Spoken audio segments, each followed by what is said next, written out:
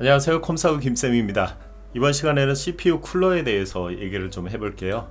우선 CPU 쿨러의 구조부터 살펴보면 이렇게 프로펠러처럼 생긴 팬과 방열판으로 이루어져 있습니다. CPU 쿨러의 작동 원리는요, 전원을 켜면 CPU 온도가 올라가고, 그렇게 되면 CPU에 붙어있는 방열판이 이 열을 흡수합니다. 그리고 방열판 위쪽에 달려있는 이 프로펠러 팬이 돌아가면서 방열판이 흡수한 열을 밖으로 배출시켜 주는 거죠. CPU 쿨러는 크게 두 가지 종류로 나뉘는데요, 공기를 사용하는 공냉식이 있고 물 같은 냉매를 사용하는 순냉식이 있어요.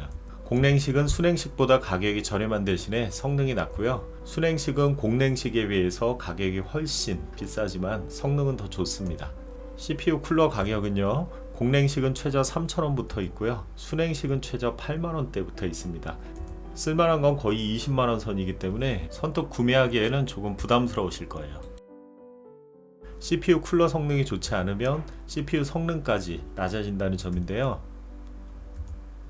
CPU 온도가 올라가면 PC가 재시작되거나 다운되기도 하지만 최근 몇 년간 출시된 CPU들은 스로틀링 기능이라는 게 있어서 온도가 높아지면 클럭 속도를 낮춰서 PC가 다운되는 걸 방지해 줍니다. 문제는 평상시에도 CPU 최대 속도를 낮춰버린다는 거죠. 이 기능 때문에 쿨러 성능이 뒷받침이 안 되면 CPU를 최대 성능으로 사용할 수가 없어요. 실제로 제가 사용 중인 CPU인데요, 기본 속도는 3.6GHz, 그리고 부스트라고 해서 오버클럭을 했을 때 최대 4.2GHz까지 지원이 된다라고 나와 있는데, 구매할 때 들어있던 순정 쿨러를 사용하면 최대 속도가 4.2가 아니고요 3.9GHz 밖에 안 나옵니다. 그리고 시네마스터를 돌렸을 때 온도가 115도까지 상승한 다음에 뻗어버려요.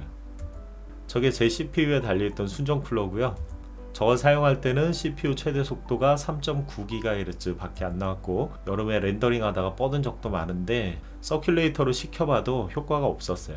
그런데 지금은요, 저 쿨러로 교체를 하고 나니까 클럭이 4.2GHz까지 올라갔고요, 시네마스터를 돌려도 온도가 90도를 넘지 않습니다. 렌더링에도 아무 문제가 없고요. 저거 12,000원 밖에 안 줬습니다. 원래 3만원인데 조립할 때 사제 쿨러 다른 사람들이 저거 남은 걸 싸게 팔거든요. 몇십만원씩 하는 공냉식 쿨러 달지 않고도 온도를 잡았으니까 돈을 번 거죠.